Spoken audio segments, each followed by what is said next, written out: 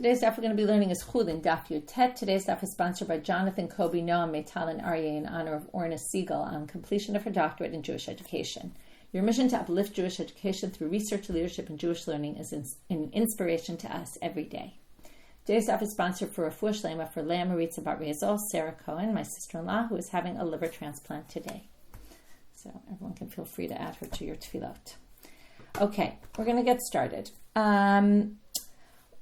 I want to make some order out of what we did yesterday, starting from the Mishnah. It's a little bit confusing, and today actually sounds like the Gemara thinks it was something a little confusing, and they want to organize it for us.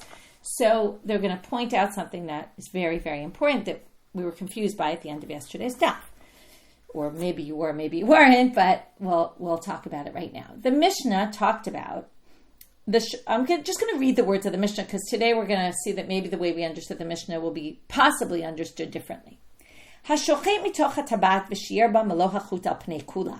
that's a lot of words to basically say the way we understood it. If you slaughter within the tabat, we're trying to cure the tabat agdolah, that's the ring that completely goes around. Okay, again, if we talk about it after Robin's question yesterday, I'm going to explain better. We're talking about from top to bottom, okay? When we say up, we mean closer to the head of the animal. When we say down, we mean closer to the body of the animal. So if we take the top part, right? The top part is basically this kova, like it comes to a point at the top. It's like a hat. That's why they're going to call it the kova. It widens at the bottom. Today we're going to talk what we did yesterday. The shipua hakova, which is if you're starting from the bottom going up, that's where it starts to narrow. Okay, if you're at the top and you're going down, so it's where it widens to its widest spot. And then right below that is going to be, or a little below that, is the tabat hagdolah, okay, which is this big ring that completely goes around the windpipe. Then you have these tabaot, these smaller rings that go around in a C shape that don't completely cover it. There's a whole question, can you slaughter there? The Mishnah is talking about is that when you slaughter by the tabat hagdolah, you have to leave a little teeny hair, like the width of a hair, part of the tabat agdolah because you can't go above that. And you can't go above that at all. So even if you did 2/3 over there and went up, which is how we understood the rabbi's position, it's fine. If you go 2/3 and then go up, it's not okay. That's called hagrama, where you then slaughtered in the wrong place. Okay, even though generally all you really need is rov, and we're going to talk about that today. Okay, you only need rov of the two simanim, so why would it matter if you go up after? Well, that's Rabbi Yehuda's position. He says as long as you did the majority on the tabat agdolah, if you went up into the wrong area above that ring into the kova, right? It's fine because you already did the majority in its right place, and that's what he says. Melo hachut al pnei ruba. You just need to leave a little bit of the tabat agdolah in the majority of it. But if after, when you've covered the majority, you go up and cut there, it doesn't matter. Okay? That's the way we understood their machloket. Then it was weird because we ended the daf talking about the kova part. And it basically said, okay, the way we pass it, and we'll just read the psak, okay, and that was based on what we saw earlier about the chitim, and I'll talk about that in a minute. Okay, from where the kova starts to get to narrow, okay, as long as you're at the part where the kova is wide, right above the tabat agdolah, you're allowed to slaughter there, okay? And lemata, meaning further down from there, meaning closer to the tabat agdolah, you're fine. V'hainu deshir b'chite. Now it's as long, we had the whole thing yesterday, is shir b'chite kshira or not, as long as you leave, and here I'm going to start bringing up the picture so you can see, as long as you leave a little bit of the chite connected. Okay, so here's one picture of what area we're talking about. Where basically here is the tabat agdolah. Okay, it's sideways, but this is the lower part. This is the tabat agdolah. Okay, right over here. Now, the yellow part is the area in the kova before the kova starts to narrow. You see it narrowing over here. Okay, now, the chite stick out here, but there's two of them. They stick out here, but they start really where the shipua kova starts. So that's the point. You can cut until the shipua kova, even though you're cutting some of the chite, because you're leaving some of it intact. Like this part will stay intact. Okay, there's another picture which is kind of a little disgusting looking, but I'm going to show you anyway because it helps you visualize. This is a cut. Okay, here the right side is the kova, okay, and the higher part. and the chite are cut in half. You see, here's part of the chite left over, which is still attached to the body, and this is the part that you cut off. Okay? That's basically what they're talking about. And what's the problem? Well, the problem is we didn't see any position like this in the Mishnah. Now, the Amoraim always kind of have to fit with a Tanaitic position. In our Mishnah, nobody thought that was okay. Everybody thought that you can only cut from the Tabat Gdolah. Even, Rabbi Yosef, Rabbi Yehuda said 2/3 from there and only a little, and then after you go up top, we don't care. But not that he permitted cutting it at that point. So that's going to be the big question. Where did we get this from? And in fact, so what we're going to see right now, and then the second line of our daf, Rav Nachman achsher mishipoi kova ulamata. Rav Nachman permits it from the shipoi kova ulamata, as we saw. Amar le Rav Chanan bar Rav Katina le Rav Nachman. So Rav Chanan goes to him and he says, Kiman, according to where you're going. This doesn't make any sense. Lo ke Rabbanan, lo ke Rabbi Yossi, Rabbi Yehuda. You don't fit with any position that we saw in the Tanaim. And that's not the way it works, right? You can't just make up your own position. Amar le, so here comes his answer. We've seen this kind of comment before. Ana lo chilik yadana v'lo bilik yadana. I don't know him, Joe Schmo, I don't know, right? It's saying, I don't know chilik, I don't know bilik. Okay, Rashi somehow connects the term chilik and bilik to things about shchita, but this comes up in other sugiyot which have nothing to do with shchita, and usually it just means a joke name, like, oh, I don't know his position, I don't know his position, right? He's trying to say, I've never heard, I don't know this, I don't know that, what do I know? Okay, now it's weird to say he doesn't know a Mishnah, okay? He obviously knew the Mishnah, but what he's trying to say is, Ana shmata yadana. I have a tradition, and I'm going by the tradition of my rabbis. In other words, I don't really care that you're telling me that Rabbi Yossi, Rabbi Yehuda, and the rabbis both disagree with what I'm saying. I have a tradition, and this is what it is. Now, here comes his tradition. What's kind of funny and ironic about this is he's going to say, this is my tradition, but he's going to quote it in the name of either he said in the name of him, or he said in the name of him, or he said in the name of him. So much for his tradition, right? He doesn't even know who said it. But he says the following, Rav Chia bar Abba Amar Rabbi Yochanan, either Rabbi Chia bar Abba said in the name of Rabbi Yochanan, or Amar Rabbi Abba bar Zavda Amar Rabbi Chanina. Okay, by the way, they're all traditions from Israel. Okay, whoever it is, it's some Israeli rabbi quoting another Israeli rabbi. Amar Rabbi Yaakov bar Evi Amar Rabbi Yoshua ben Levi. Okay, so it either goes back to Rabbi Yochanan, Rabbi Chanina, Rabbi Yoshua ben Levi, early Amoraim, but they're still Amoraim. And he says, Mishipoi kovo l'mata kshera. Okay, that's the tradition I got from them. Amar Rabbi Yeshua ben Levi. Now we're quoting Rabbi Yeshua ben Levi, who is one of the possibilities is having said this, and he makes the following statement. And he says like this, Mugremet de Rabbanan. Remember what mugremet is. Mugremet means it was slaughtered in the wrong place. So what's slaughtered in the wrong place, according to the rabbis, is kshera l'Rabbi Yossi Rabbi Yehuda. Right? In other words, remember, the rabbis say if you went up at all, even after 2/3, in the right place, it's going to be wrong. It's going to be a problem of hagrama. And Rabbi Yossi, Rabbi Yehuda permits that. Okay, we know this already, right? What's he telling us? Telling us things we already know. But what he starts off saying is the mugremet of Rabbanan is permitted to Rabbi Yossi, Rabbi Yehuda. And do Rabbi Yossi, Rabbi Yehuda, kshevra le Rabbi Chanina ben Antignus. What Rabbi Yossi, Rabbi Yehuda won't permit, okay, which is, right, he permitted 2/3 by the Tabat Gdolah and then Hagrama, then going up. Well, what he won't permit, like from the Shipua Akova, right, that you can even go higher to slaughter, who permits that? Rabbi Chanina ben Antignus. Do you remember him? Well, you might remember, you might not. We saw him yesterday, but it was kind of as an aside. So I'm going to go back. It's on the third line of yesterday's daf. When we were quoting this Braita for a different purpose, in the middle of the Braita or at the end of the Braita, they quoted this other part. It's a mugremet psula. Okay, the beginning of it was Rabbi Yossi, Rabbi Yehuda. And then we brought it to show a contradiction between what Rav and Shmuel said about Rabbi Yossi, Rabbi Yehuda and what he himself said about the Shara Tabaot, the other Tabaot, which isn't our topic. But in the middle of that Braita, it says mugremet psula, which we explained was Tanakama's position. Okay, Rashi explained that. And then it said, Hey, eid Rabbi Chanina ben Antignus al mugremet shikshera. Rabbi Chanina ben Antignus testified about mugremet that it's kshera. Now, there's two ways to read that line. You could say that he's talking about the mugremet, what's mugremet to the rabbis, which Rabbi Yossi, Rabbi Yehuda permits, and that he's basically holding like Rabbi Yossi, Rabbi Yehuda. Or perhaps that's the source, and that's the way Rabbi Yeshua ben Levi reads it. When he says mugremet is kshera, what he meant is mugremet, what everyone else thinks is mugremet, which is above the Tabat Agdola, in this area of the kova before it starts to narrow, that is Rabbi Chanina ben Antignus' position, and then we have a Tannaitic position that these rabbis can hold by. And interestingly, it's Rabbi Yosef ben Levi who quotes this, so I'm going to read it inside now. What's no good to Rabbi Yossi, Rabbi Yehuda, right, is kshera le Rabbi Chanina ben Antignus. He permits from Shipui Akova ulamata. Okay, and that, now we have a Tannaitic position where these other rabbis hold by. So it's not just, as Rav Huna said, Rav Nachman said, I got this from a tradition, but the tradition is actually based on a Tannaitic position. So first the Gemara says, even though you already know why this isn't Pshita, but they said, okay, what Rabbi Shua ben Levi is saying is obvious, that what the rabbis don't permit, Rabbi Yossi, Rabbi Yehuda permits. Rabbi Yossi, Rabbi Yehuda doesn't permit, Rabbi Chanina permits.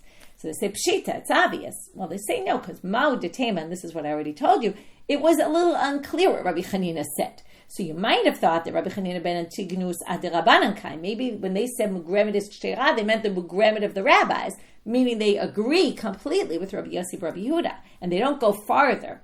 Kamash malan. That's why this comes to tell you, no, they go farther than he does. Okay, and they permit it.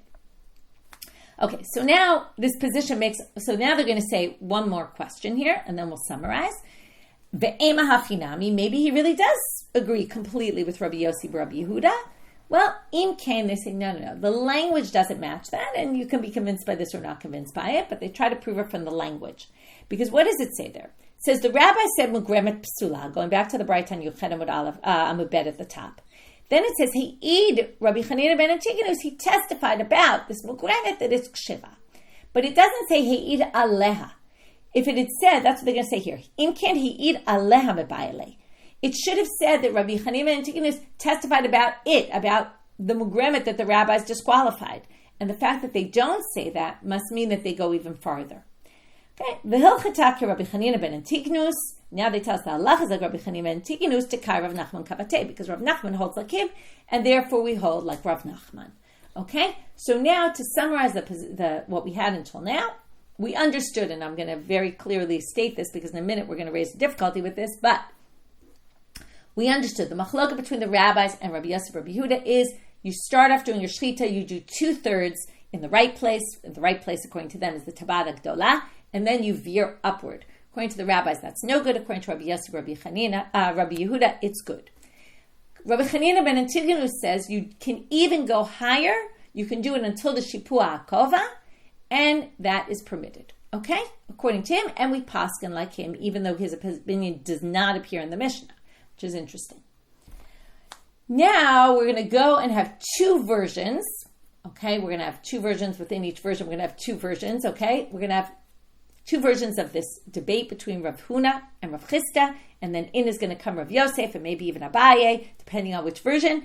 It's kind of going to be one of these funny matching games where whatever we have in the first version, we're going to switch names, and different people, the people who said different things are going to say what are going to have different lines in the second version. It's like kind of switching the jobs of, who's acting out which part. Okay, it's just saying almost the same thing, almost.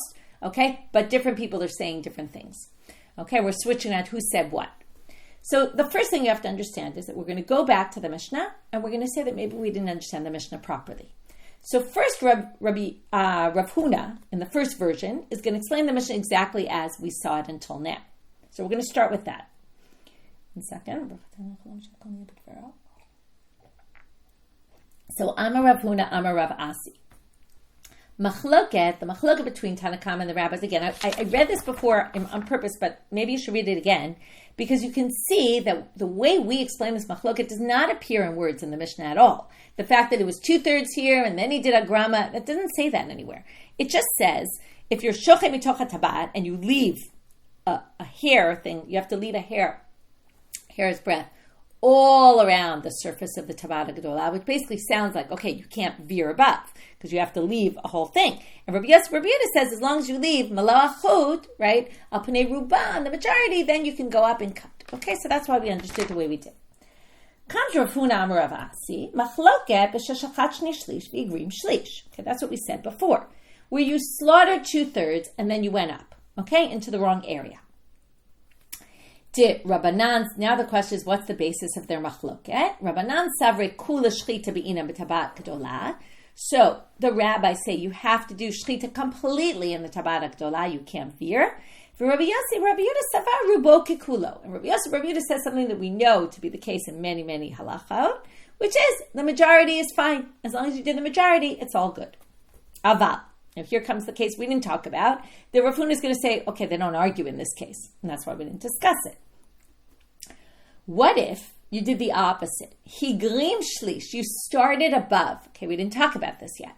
What if you start at the high part, where you're not allowed to slaughter? Then shachat shnei shlish. Now you went down and then you slaughtered rov. So in the end, you slaughtered rov. But you started with hagrama.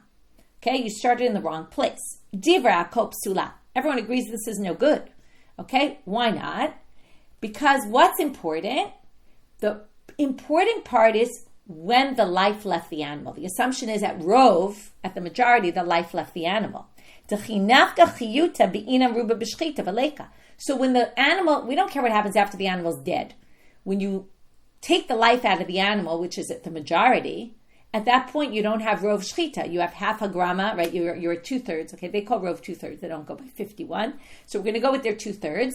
You had a third hagrama and a third shchita. You didn't have the majority done by a proper shchita. So that's not going to work. So the only time they're going to have a machloket is if the hagrama happens at the end after the shchita is already done.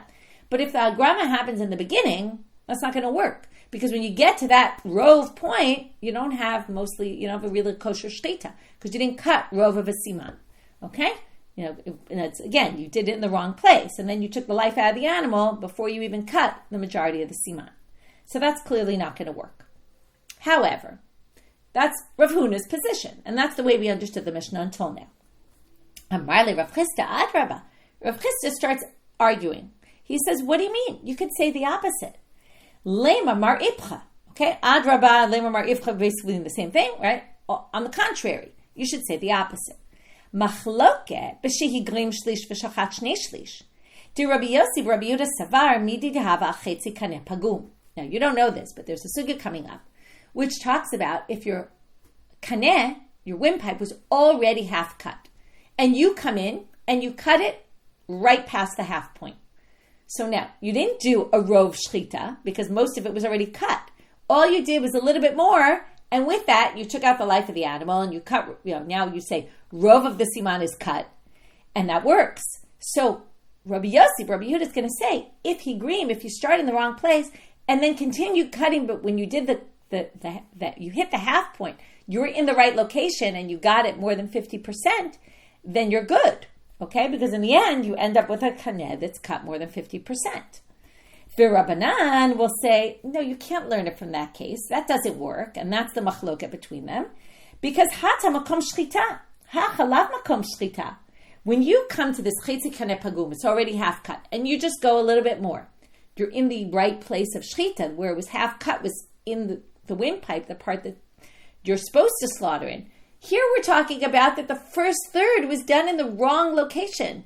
You can't count that. Okay, so Rabbi Yosef, Rabbi Yehuda thinks you can, according to this version, and the rabbis think you can't, because in the end it is kind of part of the windpipe. So Rabbi Yosef says, fine, it's not the right place, but in the end, you take out the life of the animal, you've got more than half of the kaneh cut, even if some of it's in the wrong place, it's fine. Okay, and that's the machloket. Now, if that's the machloket, we're going to go back to the original case that we thought there was a machloket. Well, there's no machloket there. They're all going to agree what? Well, I'll tell you outside, they're all going to agree. Rubo kikulo. You already slaughtered the majority of the siman. Who cares what happens after? If you go up after, it doesn't make a difference. So if you did a 2/3 properly, and then you went up, which is what we thought they had a machloket about, according to Rav Chisda, that will all be fine. Everyone will agree. Tanakama, Rabbi Yosef, Rabbi Yehuda. Why? Tahatznan, because it says in the Mishnah, Rubo shelachad kamo. Not just do we have this principle, Rubo kikulo, that in general, but there's a Mishnah that says, as long as you slaughter most of the majority of one of of each siman, that's a kosher slaughter. So once you did 2/3, everyone should agree that's fine, because everyone agrees with that Mishnah. Okay? Now, so that's Rav Chisda's alternative position, and he uses as his basis these two other halachot. One is the chatzi kaneh pagum, half, where it's half cut already, and the second is this Mishnah about rubo of a siman is kikula. So Rav Yosef now, okay, so we started with Rav Huna. He said the position we had before. Rav Chisda gave a new interpretation, and Rav Yosef comes to raise the difficulty on Rav Huna's position. Amar le Rav Yosef, man leimalan dahu ruba dahatam lav Rabbi Yossi Rabbi Yehuda katanila. Toma Rabbi Yossi Rabbi Yehuda katanila. Who's to say that Mishnah, rubo kikula, or the rove of a siman, is like the whole siman? Who's to say that that's the position? Maybe that's only the position of Rabbi Yosef, Rabbi Yehuda. Why do you think everybody agrees with that? Maybe not everyone agrees with it, and maybe that's the machloket and the Mishnah that you're quoting to say, this proves my point, might be only Rabbi Yosef, Rabbi Yehuda's position. Now Abaye comes with an answer. And Abaye says to this question of Rav Yosef, Amalei Abaye, Atakol Ruba da Alma Rabbi Yosef, Rabbi Yehuda katanela? What? Every time that this Mishnah, Rubo of a siman is kikulo, that's a principle that appears all over Shas. You're going to say, every single time that we say the majority is like the whole thing, we're going to say that's Rabbi Yosef, Rabbi Yehuda's position? Come on. Nobody ever said that before. Why are we all of a sudden making that up now? So Amalei, Rav Yosef has a response, and he says, no. Ana Ruba de Shchita ka'amina, de Shamina lehu de pligi. No, I meant that specifically in the area of Shchita. That's where we have a machloket, because we have a tradition that there's some machloket about it here. So we could say that that's the machloket specifically here. Does rubo kikulo work in shchita or not? And then you could say maybe the rabbis disagree with Rabbi Yosef, Rabbi Yehuda, and that Mishnah is only Rabbi Yosef, Rabbi Yehuda. And with that, we end with this difficulty of Rav Yosef on Rav Chisda's position that came to counter Rav Huna's position, which really came to counter the way we understood the Mishnah in the first place. Now we're going to have the whole thing, but in a second version, as I said, the characters are just going to change a bit, and just a minor difference. We're really going to end up with one opinion here, and it's not the opinion we thought of before. Rav Huna is going to say what Rav Chisda said, and then instead of Rav Yosef questioning Rav Chisda is going to question Rav Huna, and Rav Yosef is going to come with a retort. So what Abaye said is going to be in the words of Rav Yosef. So it's just kind of shifting things, and we're just starting from position 2. Okay, and we're, like I said, instead of it being Rav Chisda who's suggesting it, it's Rav Huna. So Lishana Achrina, the different version is Amrila. They said, Amar Rav Huna, Amar Rav Asi, Machloket k'sheigrim shlish v'shachat shni shlish. The machloket is specifically when you start off wrong and do a third wrong, and then you do 2/3 correctly. To Rabbi Yossi, Rabbi Yehuda Savar. Now this is all just review, so it's good.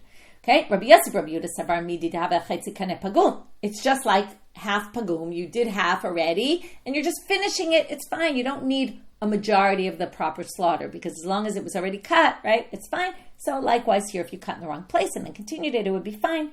The Rabbanan say, no, you distinguish between those two cases. Tamakom shchita. That was where it was the kaneh. It was the part where you were supposed to slaughter that was cut open. Ha-chalav makom shchita. Here it wasn't the makom of shchita, so that can't count. Aval shachat shnei shlish. Now, what's the case they're going to agree about? The one we thought they disagreed about. Shachat shnei shlish ve'igrim divrei kol ksherat. You started off with 2/3 shchita. For sure it would be fine. Even if you later went up, tahatznan rubo shalachad kamo, because it says in the Mishnah, a different Mishnah, right? The majority of one siman is sufficient. Matkifla Rav Chisda. So this time Rav Chisda attacks Rav Huna, which he also attacked him last time, but the words of Rav Chisda are going to be the words in the previous sugya of Rav Yosef questioning Rav Chisda. This time it's Rav Chisda questioning Rav Huna. Man leimalan dahu ruba dahatam lav Rabbi Yosef Rabbi Yehuda katanela. Why are you to say that it's not Rabbi Yosef Rabbi Yehuda, that Mishnah? Toma Rabbi Yosef Rabbi Yehuda katanela. Maybe that Mishnah was only Rabbi Yosef Rabbi Yehuda's position.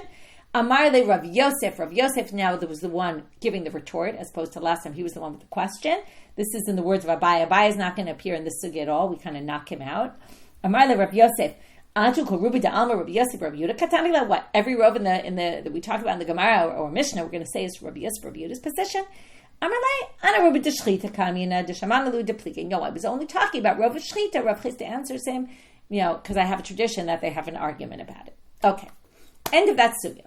Okay, so 2 ways of understanding the machlok, and a new way that we didn't see before, that perhaps the machlok is only in higrim and then 2/3 of shchita. This is going to lead us to another case. Until now, we talked about a third, 2/3, different, or 2/3 to a third.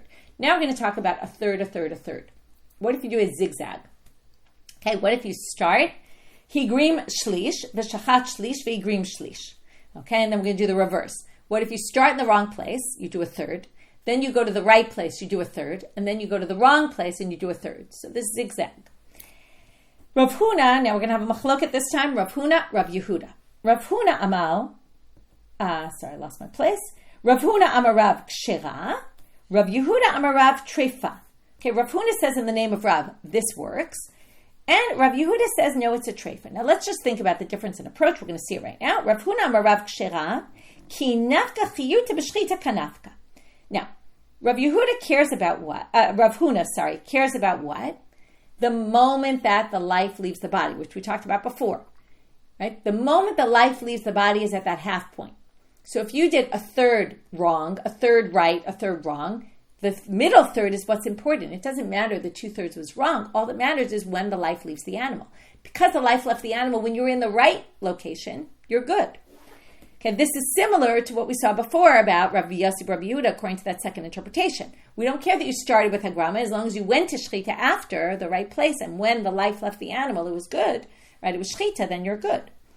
Rabbi Yehuda amar Rav Treifa, because be'ina ruba b'shchita v'leka. So Rabbi Yehuda says in the name of Rav, it's a treifa because you need the majority of it to be shchita. You hear, you don't have 2/3 shchita.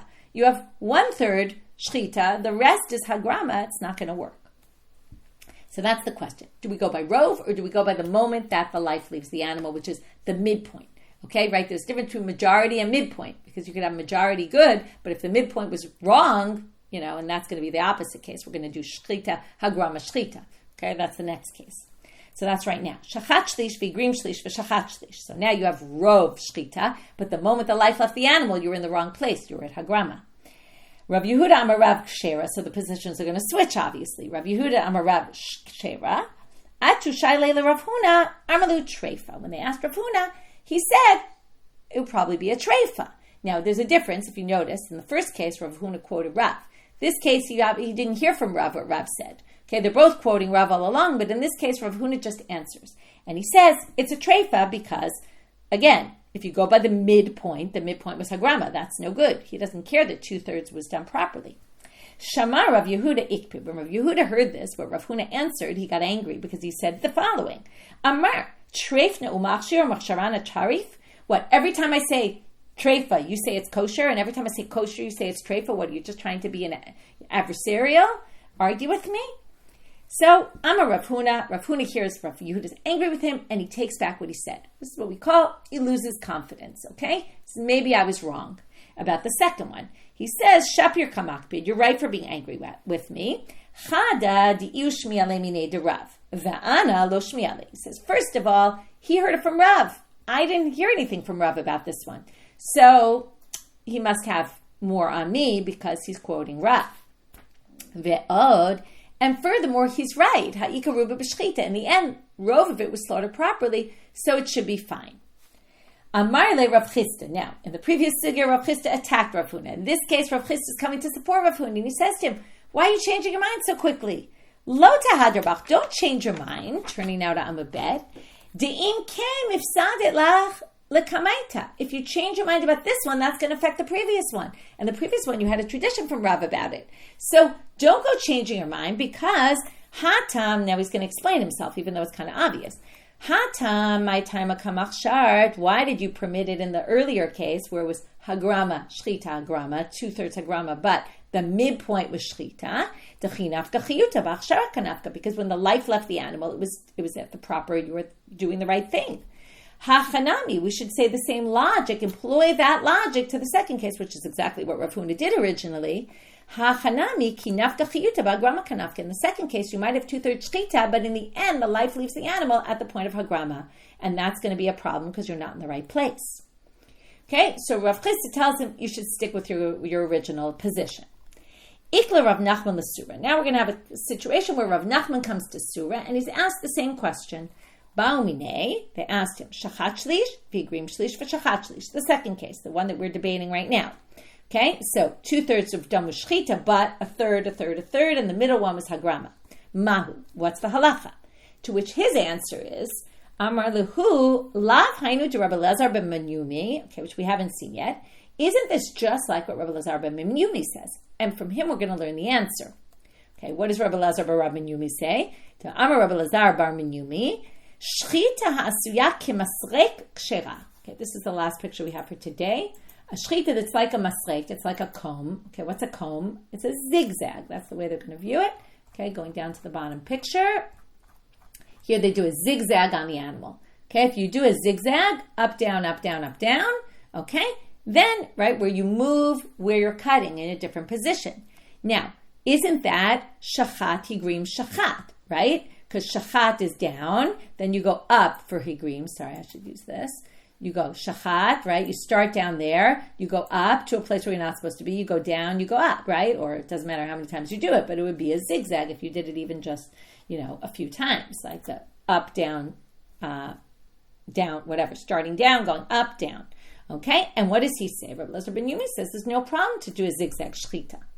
To which they respond and they say, no, that's not a good proof because Dilma bimkom shchita. Right? Maybe when he said zigzag, he meant zigzag within, let's just say, the kaneh, not where you're doing hagrama, where you're already up into that kova area, which is not the area you're supposed to do shtita, or above the kova, right? Whichever one you go with, but above, okay? So the point being that when he said you could do a zigzag, that's when you're within the area that you're allowed to do shtita. Here we're talking about where you veer from the area. That's not the same thing, okay? So that's not a good answer. To which the Gemara says, wait, when Rabbi ben Yumi says shchita suyak maslek shira, he was talking about b'makam shchita. If he was talking about b'makam shchita, ma lamemra. What's the chiddush? Who cares? Of course you can do it zigzag as long as I stay within the space. Of course it's fine. He's not teaching us anything new. It must be he means hagrama, right? Otherwise it doesn't mean anything. So they say no. He does mean zigzag is okay as long as you're within the space, which means we can't learn to our case. Because ma'u detema, you might have thought be'inan shchita mifura'at v'leika kamash malan. You might have thought you need shchita to be in a straight line, and that you can't do a zigzag shchita.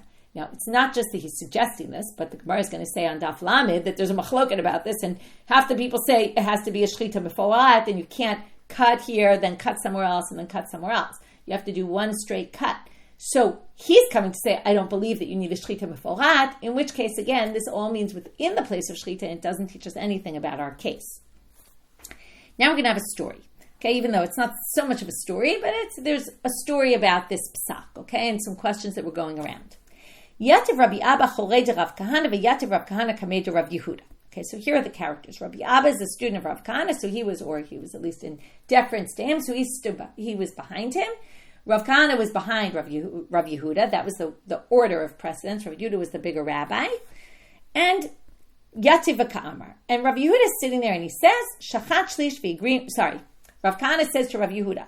Okay, we're going to see a series of questions he asks him, and then we're going to get off on a tangent on a totally different one. First of all, we know already what Rav Yehuda says about this case, but we're going to see a scene in the Beit Midrash where he was asked this by Rav Kahana and he ruled on it. Because remember, we started the sugya, the third with Rav Yehuda and Rav Huna. Shachat shlish v'igrim shlish v'shachat shlish mahu. Now we're back to the case where the majority was done the shchita kshera, but the middle part was done the wrong way. Amar lu shchita to kshera, because Rav Yehuda goes by the majority. Higrim shlish v'shachat shlish v'igrim shlish. What about the case we've been discussing for a while now? 2/3 hagrama, but the middle point was shchita. Mahu amar lu shchita to psula. He says that's no good because, right, as we said, majority was hagrama. Shachat bimkom nekev ma'u. Now we have two other things we're going to talk about, which we're then going to have go off on a tangent about them and then finish up this Mishnah. What if you slaughter where there was already a hole? So there was a perforation and you just continue the perforation. Amar le shchita tok shera. Okay, that's fine. That's like we saw before, the chatzi kaneh, and then you just continued it. Shachat upaga bo nekev mahu. What if you're slaughtering and when you get almost to the half point, all of a sudden there's a perforation, and your shchita is basically finished by that perforation. Amar le shchita to psula. That doesn't work. Okay. So now we're going to have to figure out why this doesn't work. But basically, Rav Kahana doesn't ask Rav Yehuda. And what happens is, if you remember, who was there in the beginning of the story, Rabbi Abba was sitting there listening to this conversation. So Rabbi Abba leaves at some point. As a Rabbi Abba, and not only does he leave, but he ends up in Israel. But Amra kamei de Rabbi Elazar, and he comes before Rabbi Elazar and he tells him this halacha that he heard Rabbi Yehuda say. Aza Rabbi Elazar, Amra kamei de Rabbi Yochanan. So right, we see all the people and their rabbis. Rabbi Elazar tells it to his rabbi, Rabbi Yochanan. Amra le maishna. Rabbi Yochanan says, I don't get the difference. Both are cases where the person didn't actually do the whole shchita themselves. Either it started with a perforation or it ended with a perforation. But what's the difference?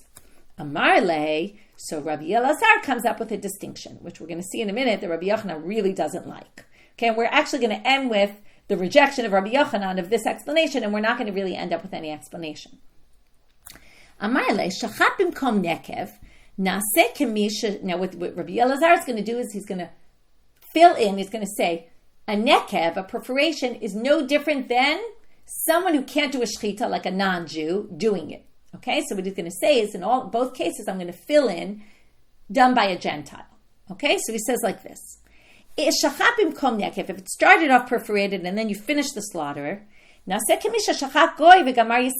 like a non-Jew started it and a Jew finished it. Now, if a Jew gets over the half-point mark, then it's done by a Jew, because in the end, the non-Jew didn't really do anything, so it didn't ruin our shechita. The Jew finished it. But if you flip the case and you say, the Jew starts slaughtering it, and then the non-Jew kicks in and finishes the shechita, right? So if you start going, and then there's this perforation, and that finishes the shechita, if you fill that, in with, compare it to a non-Jew doing that part, that's not going to work, because the non-Jew finished the shechita. That's like a non-Jew doing a shechita, and we learned in the beginning of the Masechet. That's not good. Kari aleh, Rabbi Yochanan didn't like this so much, he called him goy, okay, or whatever version you have for that word in your Gemara, okay? Now, it's a bit of a weird thing for Rabbi Yochanan to call him goy. I think it makes more sense, like some of the commentaries say. What he was saying is goy, like he was making fun of the answer, not of Rabbi Elazar. He was saying, goy, you're trying to compare this to a goy? No way, no how. Okay, that's not a good comparison. Now, he doesn't explain why, but Rava comes later and explains why it's not a good comparison. Rava, shapir karyale goy. Okay, it was right that he said this, because Bishlam, meaning it was right, he rejected the comparison. Bishlam ahatam, in the case of the in the case of the non-Jew, we understand why it doesn't work. Because midahavele Yisrael mishchat ruba, the Jew is supposed to do the majority, velo shachat, and he didn't. Ki nafka chiyuta b'yadei de goy kanafka. Well, what happens in the end? Who slaughters it? The non-Jew. He did the act of slaughtering. Elahacha, but in our case, michti mishchat shachi mali mukom nekev mali pagabo nekev. In both cases, he didn't do a complete slaughtering, but in the end, he was the one person that was doing anything, and he got the job done. Doesn't matter whether the nekev was there before and he ended up, right? Either way, he only slaughtered a little bit of it. But in the end, right, it should make no difference if it started with the nekev or ended with the nekev, because in the end, he's the only one slaughtering, and he did whatever, it was the only human interaction was this Jew, and therefore it should work. So it's not a fair comparison, and with that, we're going to move on to the next Mishnah. What we're talking about in this Mishnah is the location where you do the shechita compared to the location you do malika. Let's talk about what malika is. Malika is the way they slaughter birds in the temple. Slaughtering of birds outside the temple happens in the exact same way as slaughtering. I mean, there's some differences. It only needs one siman and not both. But the point is, it's the same kind of act of slaughtering. It's either the windpipe or the gullet. But in the temple, you had to do malika, which was a special thing the Kohanim did. They used their finger on the back of the neck, and with their finger they would slaughter the bird. And it's the only kosher way to do shechita in the temple. So now we're going to learn, since it's the back of the neck, so the location is obviously different because the shechita is on the front of the neck, and now we're going to learn wherever one can be done, the other one can't be done. If you do shechita on the side of the neck, that works. But if you do malika on the side of the neck, that's not going to work. From the back of the neck, you can't do that. That's not a good shechita. But if you do malika from the back of the neck, it works. From the front of the neck, shechita works. You do malika there, malikato psula.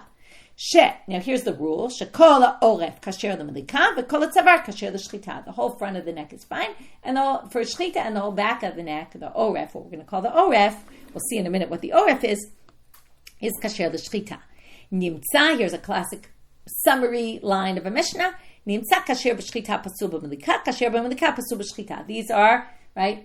They're mutually exclusive. What works for one doesn't work for the other. What works for the other doesn't work for the one. Okay, my oref. Now they want to know, what do we mean by the oref? Now the oref is a very specific location in the back of the neck. Okay, the nape of the neck. So what is the oref in this Mishnah? Ilema oref mamash. If you're talking about exactly that's one spot, my area shochet afilu molek nami. Even malika doesn't work in the oref. Okay, this is going to sound surprising, but they're going to say like this. The pasuk in the Torah says, mi mul orpo. What is mul? Amarachmana velo orpo. It says opposite the oref, meaning a place where you can see the oref, meaning the rest of the back of the neck, but not the oref. Ella, okay, the Koran has some pictures of exactly where these locations are, but it's not so clear from the Gemara exactly where exactly all these parts are, but you can see. So we're going to basically say that all the area that's right next to the oref is going to be good, but not the oref itself. And that when the Mishnah says oref, it really means mul ha'oref, adjacent to the oref. Elamai oref, right? So what does oref mean in the Mishnah? Mimul oref, kidikatani seifa, and we're going to prove it because it says on the seifa, kol ha'oref kasher l'milika. The whole oref. Now, there is no whole oref. The oref is one little spot. So there isn't such a thing as all the oref. All the oref means all the area adjacent to the back of the neck, right? So it's basically most of the back of the neck. Menanimile. Where do we get this from? Titano Rabbanan. There's a braita that talks about this mimul or po.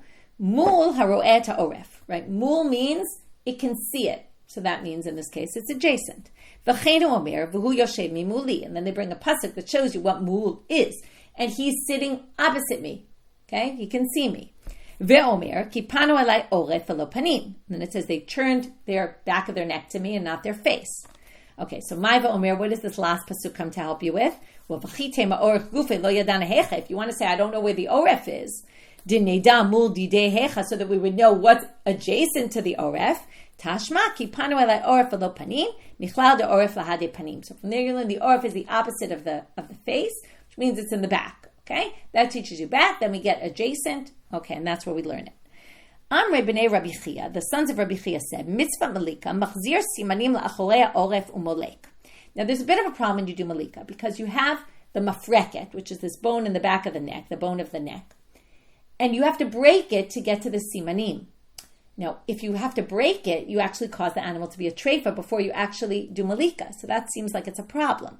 So we have that the Bnei Rabbi Chia said, machzil, simanim lachorei oref u'malek. You move, okay? You can futz around with the parts of the body, and what the Kohen has to do is, he has to move the simanim toward the back, so that they're what's up against the back of the neck at this point. Move the mafreket over, and then you can kill the animal without breaking the simanim.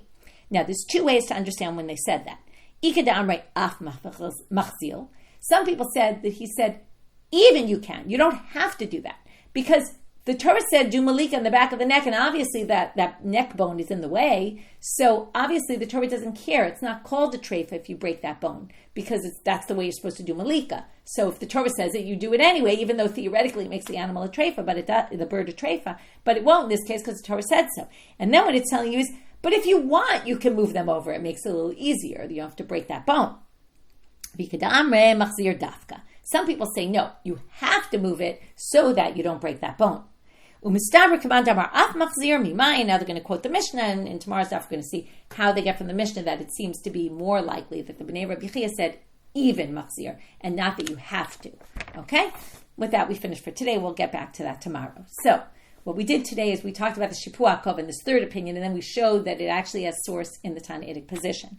Then we had two opinions, and within that, two versions of who said what opinion, but of what the machlok of Rabbi Yosef and Rabbi Yehuda is. Is it 2/3 proper and then hagrama like we thought, or is it the reverse? Maybe they all agree with that rubo kakulo, and their machlok is 2/3 hagrama. 1/3 hagrama. First you start with hagrama in the wrong place, and then you finish on the right place.